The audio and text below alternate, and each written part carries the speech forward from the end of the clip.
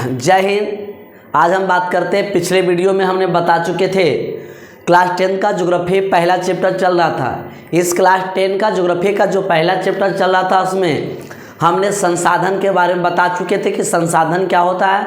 संसाधन के बारे में बताए थे, उसका उपयोग बताए थे, उसको भूमिका बताए थे, संसाधन का प्रकार बता रहे थे। उसमें उत्पत्ति के आधार पर जैव संसाधन, अजैव संसाधन हो चुका था और उसके बाद हमने उपयोगिता के आधार पर नवीकरणीय अनवीकरणीय संसाधन हो चुका था। आज हम बात करते हैं विकास के आधार पर, उसके बाद और उसमें स्वामित्व के आधार पर भी संसाधन बता चुके थे। निजी संसाधन, उसी को व्यक्तिगत संसाधन कहते हैं, सामूहिक संसाधन, राष्ट्रीय संसाधन, अंतर्राष्ट्रीय संसाधन। आज हम इसमें बात करते हैं कि विकास के आधार पर संसाधन का प्रकार। तो विकास के आधार पर संसाधन को जो 4 भागों में बांटा गया, कितना भागों में बांटा गया? 4 भागों में। देख लेते हैं, चलिएगा। तो यहाँ पर देखना, तो कहता है विकास के आधार पर संसाधन को 4 भागों में बांटा गया है। पहला है संभावी संसाधन। संभावी संसाधन का मतलब होता है कि वैसा संसाधन जिसका वर्तमान में उपयोग नहीं कर सकते हैं, लेकिन वह पता है कि भविष्य में आने वाला समय में उपयोग में लाया जा सकता है, ये पता है। कहता है ऐसा संसाधन जो किसी क्षेत्र विशेष में मौजूद होते हैं। संसाधन का मतलब तो पता ही चल गया कि दुनिया का कोई वस्तु जिसका उपयोग करिएगा वो संसाधन कहलाता है।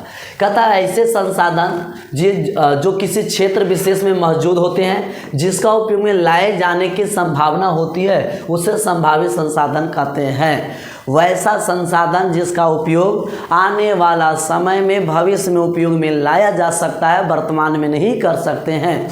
ये पता है कि कहीं अगर मान, ठीक है, कहीं अगर कोई सामान आपका घर में धरा हुआ, चलो अभी उपयोग नहीं करेंगे, लेकिन 2-4-10 वर्ष के बाद हम करेंगे। जैसा अभी आप लोग अकाउंट में बहुत से लोग देखते हैं, पैसा क्या कर लेते हैं, बहुत सा पैसा क्या करते हैं, एफडी करते हैं, फिक्स डिपॉजिट कर देते हैं। 1 लाख, 2 लाख, 4 लाख का, 10 साल का, 15 लाख का फिक्स डिपॉजिट कर दिए और फिक्स डिपॉजिट कर दिए, जो एफडी कर देते हैं, और वही पैसा 10 साल के बाद, 15 साल के बाद, 50 साल के बाद उस पैसा का उपयोग कर लेता है। तो वैसे संसाधन को हम लोग क्या कहते हैं? संभावित संसाधन।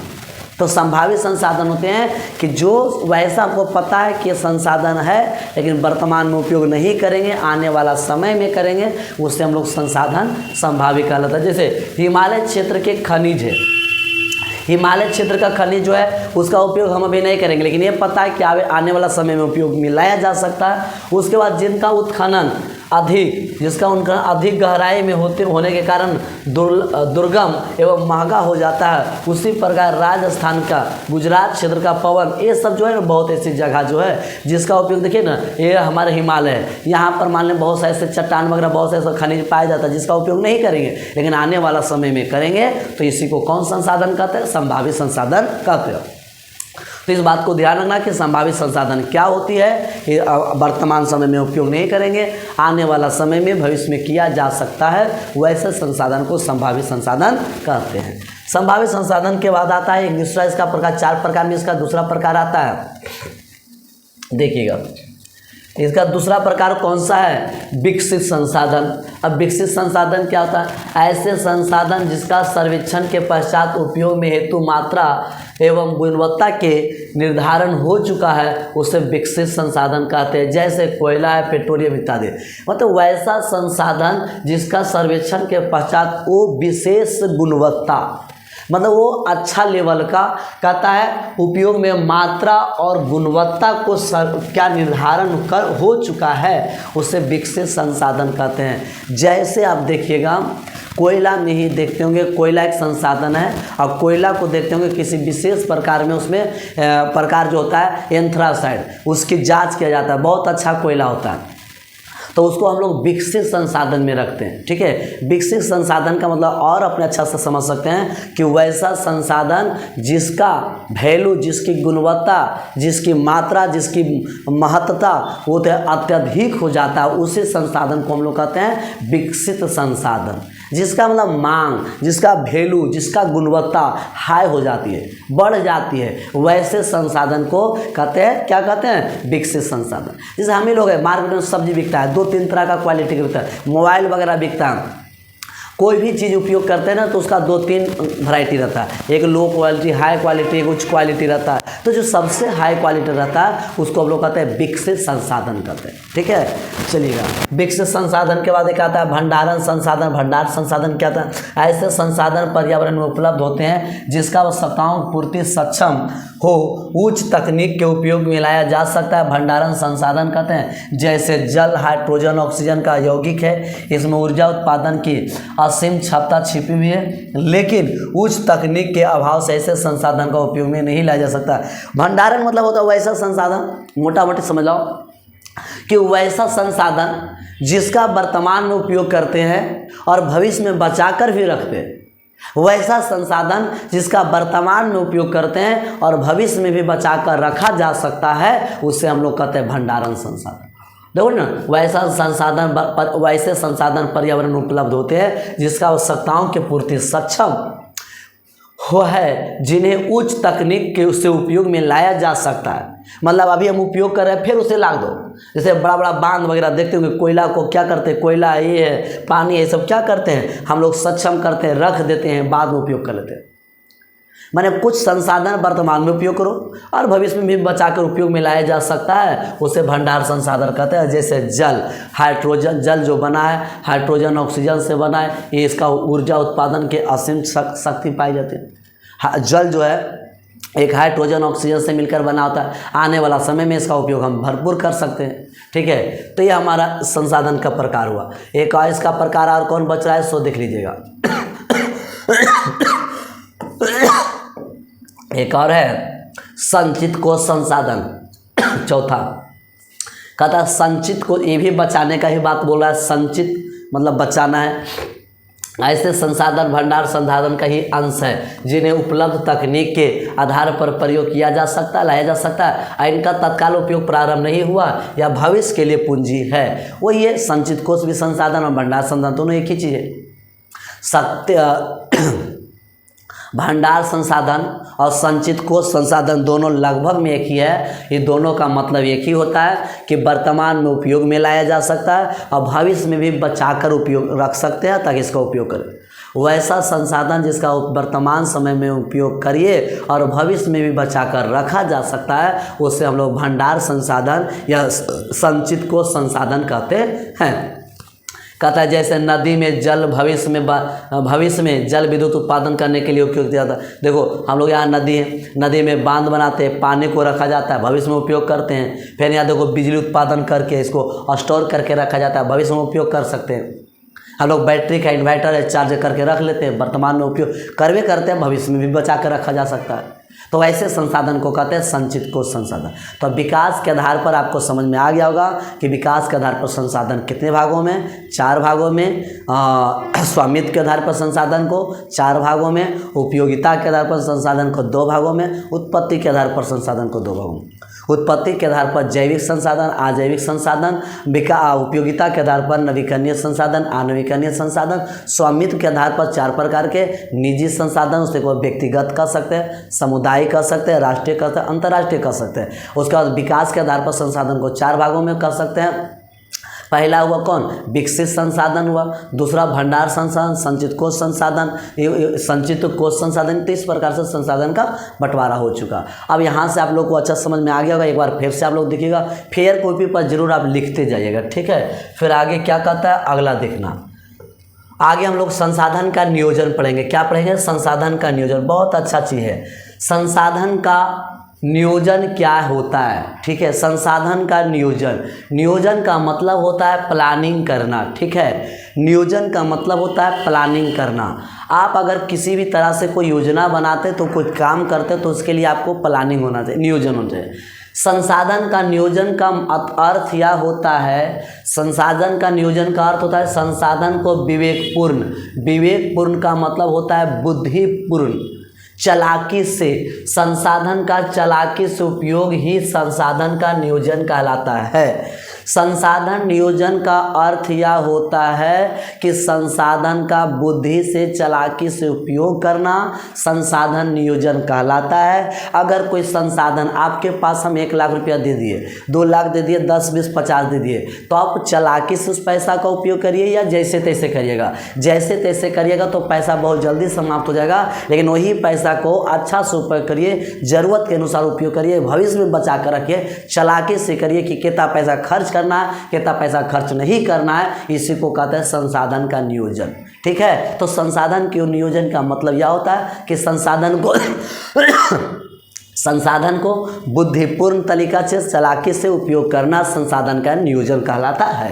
संसाधन का नियोजन किसी भी राष्ट्र के विकसित के लिए आवश्यकता होती है। सही बात है। अगर हमारा भी देश, जिस अभी हमारा देश है, हमें एकदम छोटा उदाहरण देख लो। अभी मोदी जी हमने क्या बोल दिया, मोदी जी बोले हैं कि पेट्रोल साल भर बचाओ, साल भर सोना गहना नहीं खरीदो, ये बोले है ना। तो जब ये बात बोले हैं तो बताइएगा ये संसाधन का नियोजन बोले। हाँ, ऐसा नहीं बोले हैं कि नहीं एकदम खरीदो, पेट्रोल ही नहीं खरीदो। अरे आवश्यकता अनुसार जहाँ ज़रूरत है वहाँ पर इसका उपयोग करिए, नहीं ज़रूरत है नहीं करिए, आप बुद्धि से करिए। ताकि अगर इसको अब सही ढंग से उपयोग करते हैं तो किसी भी राष्ट्र के लिए क्या है, विकास के लिए आवश्यकता होती है। अब हम मान लो धड़कले से उपयोग करेंगे, अंधाधुंध उपयोग करेंगे, तो आने वाला समय हमारा देश का ही, अपना राष्ट्र का ही संपत्ति नष्ट होगा, ना कि हमारा पर्सनल होगा।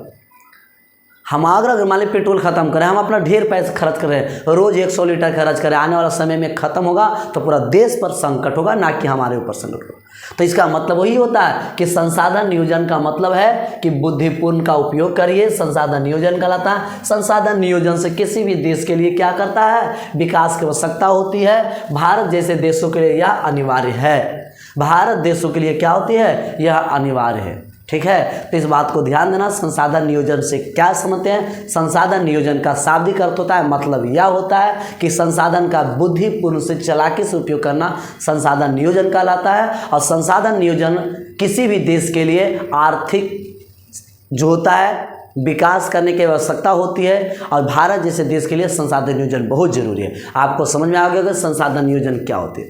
बिना संसाधन नियोजन का आप देश नहीं चला सकते। संसाधन का कोई योजना नहीं बनेगा, कोई उपयोग। आप अपना घर में देखिए ना, कोई भी चीज़ उपयोग करते हैं तो एक सही लिमिट होता है, एक सही सोच होता है कि हम किस प्रकार उसका उपयोग करेंगे, कैसे उपयोग करेंगे, ताकि आने वाला समय में, भविष्य में बाल बच्चा इसका भी उपयोग कर सकते हैं। अब आपके पास कोई संसाधन है, कोई पैसा है, कोई गहना है, कोई जेवर है, कोई भोजन है, कोई अनाज है, और उसका 10 दिन में उपयोग करें, जैसे तैसे आधा खाना खाइएगा, आधा फेंक दीजिएगा, आधा खाइएगा, आधा गिरा दीजिएगा, तो आने वाला समय में आपको संकट हो जा सकते हैं। तो संसाधन का नियोजन होता है बस बुद्धि से उपयोग करिए, सोच पर डिपेंड होता है संसाधन का नियोजन। चलिएगा, संसाधन का नियोजन आपको समझ में आ गया होगा। आप कॉपी फेयर बनाइएगा तो एक पॉइंट लिखते जाइएगा, इससे बाहर पूछेगा नहीं, ध्यान रखिएगा। अब ये संसाधन का संरक्षण क्या होता है सो बताइए। संसाधन का संरक्षण, मोटा मोटी बात समझ लेना।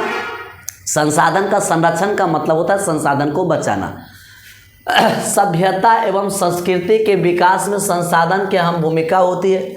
सभ्यता हो, संस्कृति हो, कोई भी देश के विकास में संसाधन की महत्वपूर्ण भूमिका होती है। यहाँ पर संसाधन का संरक्षण में लिखिएगा, संसाधन के संरक्षण में लिखिएगा कि सभ्यता संस्कृति के विकास में संसाधन का अहम भूमिका होती है, महत्वपूर्ण भूमिका होती है। किंतु संसाधन का अविवेकपूर्ण अतिशय उपयोग विविध प्रकार से सामाजिक, आर्थिक, सांस्कृतिक, पर्यावरण को समस्या को जन्म देती है। आप संसाधन को जैसे तैसे उपयोग करिएगा। संरक्षण, ठीक है, इसका मतलब होता है बचाना। आप संसाधन को आप विवेकपूर्ण उपयोग करिए, जैसे तैसे करिएगा, कोई बुद्धि, कोई चालाकी से नहीं करिएगा तो संसाधन क्या हो जाएगा, समाप्त हो जाएगा। तो यहाँ पर संसाधन का संरक्षण का मतलब होता है संसाधन को किसी भी देश के लिए एक महत्वपूर्ण हिस्सा होती है, एक महत्वपूर्ण भाग होती है, अहम भूमिका निभाती है। हमारे देश में अगर संसाधन की बात होती है तो महत्वपूर्ण चर्चा होती है। संसाधन अगर समाप्त होगा, देश का अस्तित्व समाप्त होगा, देश का सामाजिक, आर्थिक खत्म हो जाएगा, ये जितना विकास का है सब खत्म हो जाएगा। तो यहाँ पर संसाधन का संरक्षण मोटा मोटी लिख लेना कि सभ्यता संस्कृति के विकास में संसाधन की अहम भूमिका होती है, किंतु संसाधनों का अविवेकपूर्ण एवं अतिशय उपयोग विविध प्रकार के सामाजिक, आर्थिक, सांस्कृतिक एवं पर्यावरण समस्या को जन्म दे देती है। और इसमें लिखना है कि संसाधन को बुद्धिपूर्ण यानी संसाधन को बचाकर उपयोग करना संसाधन का संरक्षण कहलाता। संरक्षण का मतलब होता है बचाना, संसाधन का मतलब कोई भी वस्तु का उपयोग करना। आप उपयोग करिए तो सही ढंग से करिए, बचाकर उपयोग करिए, यही संसाधन का संरक्षण कहलाता है। अगला कहता है संसाधनों का नियोजित एवं विवेकपूर्ण उपयोग ही संसाधन का संरक्षण कहलाता है। देखिएगा, आप ये परिभाषा लिख लेना या शॉर्टकट में ये परिभाषा, संसाधनों का नियोजित मतलब सही ढंग से, विवेकपूर्ण और चालाकी से उपयोग ही संसाधन का संरक्षण कहलाता है। तो आप ए है या ये दोनों में से कोई लिख सकते हो। इसी को लिखना है तो लिखेगा संसाधन का संरक्षण क्या है, ये नहीं समझ में आया तो ये लिख सकते हो। संसाधन का नियोजित मतलब चालाकी से विवेकपूर्ण उपयोग करना संसाधन का संरक्षण कहलाता है। संसाधन के संरक्षण से किसी भी देश की आर्थिक सामाजिक जो होती है एक महत्वपूर्ण भूमिका निभाती है। अगर कोई भी व्यक्ति संसाधन का संरक्षण नहीं करता है, संसाधन को नहीं बचाता है, तो आने वाला समय में उस व्यक्ति को तरह तरह तक की समस्या संकट उत्पन्न हो सकती है। सही है। हम मान लें कोई यही है, यही बोर्ड हमारे एक प्रकार का संसाधन है, इसका हम उपयोग सही ढंग से नहीं करेंगे, जैसे तैसे कर देंगे, तो आने वाला जो समय होता है, ये आने वाला समय में क्या हो जाएगा, हमको कमजोर अति हो जाएगा, हम ही को ये नुकसान हो जाएगा। हम इसका सही ढंग से उपयोग नहीं करेंगे तो आने वाला समय में हमको क्या होगा, समाप्त होगा, जिससे हम ही को इसका कमी महसूस होगा। तो संसाधन का नियोजन है, संसाधन का संरक्षण का मतलब होता है संसाधन का नियोजित विवेकपूर्ण उपयोग करना संसाधन का संरक्षण है। इसमें और लिखेगा संसाधन के संरक्षण में कोई भी देश जो होती है उसकी भूमिका महत्वपूर्ण होती है। अगर संसाधन का संरक्षण नहीं करते हैं तो देश में आने वाला समय में संसाधन की कमी हो सकती है। ये अपने से कॉपी में जो ये लिख लीजिएगा या ये लिख लीजिएगा।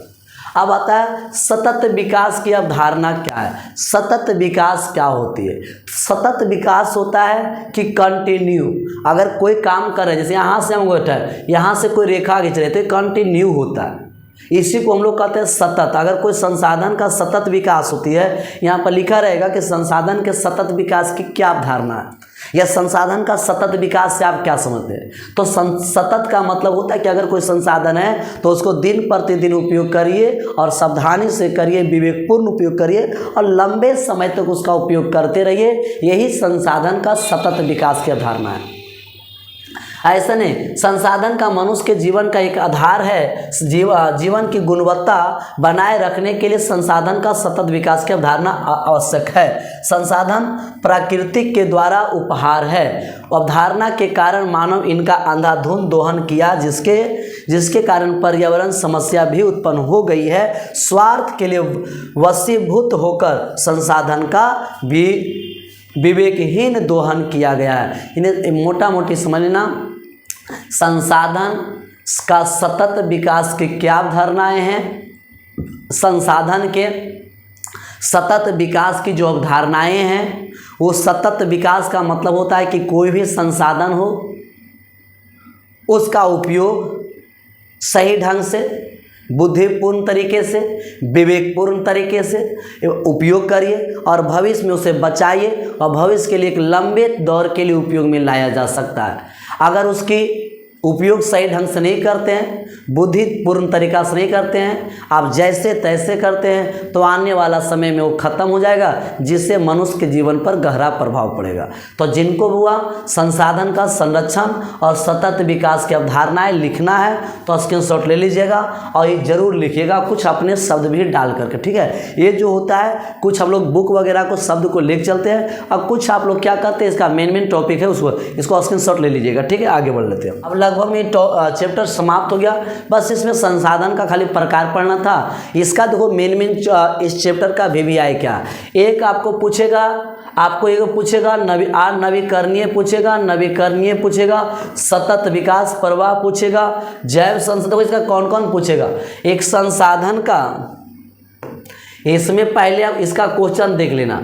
एक आपको पहले नंबर संसाधन पूछ देगा, एक आपको संसाधन परिभाषा पूछेगा, दूसरा पूछेगा नवीकरणीय संसाधन पूछेगा, तीसरा आपसे पूछेगा नवीकरणीय संसाधन पूछेगा, चौथा पूछेगा इसका संसाधन का संरक्षण पूछेगा, अगला पूछेगा संसाधन का नियोजन पूछेगा। इसमें सिर्फ संसाधन का प्रकार इत्यादि वगैरह पढ़ना था। अब यहाँ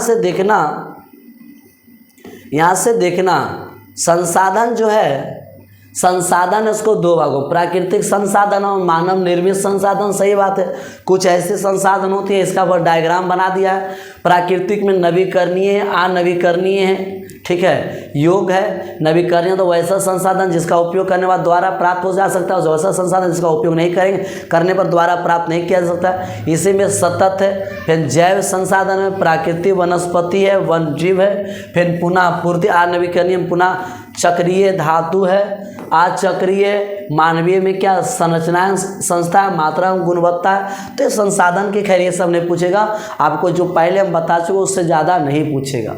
अब यहाँ तक हम अगले वीडियो में कल का क्लास में हम लोग आएंगे संसाधन में पहला संसाधन आएंगे प्राकृतिक संसाधन, और भी प्राकृतिक संसाधन हम किसके बारे में पढ़ेंगे तो मृदा के बारे में पढ़ेंगे। किसके बारे में पढ़ेंगे तो संसाधन पढ़ चुके हैं, संसाधन इसका चर्चा हो चुका। अब इसमें हम पहला आएगा प्राकृतिक संसाधन। प्राकृतिक संसाधन में कौन आएगा मृदा संसाधन, मृदा पढ़ेंगे। फिर जल पढ़ेंगे, जल के बाद खनिज पढ़ेंगे, खनिज के बाद वन प्राणी पढ़ेंगे। तो ये सब टोटल संसाधन एक करिए से हम लोग पढ़ते जाएंगे। कॉपी तैयार कर लीजिएगा, कॉपी पर करिए से लिखना शुरू कर दीजिएगा।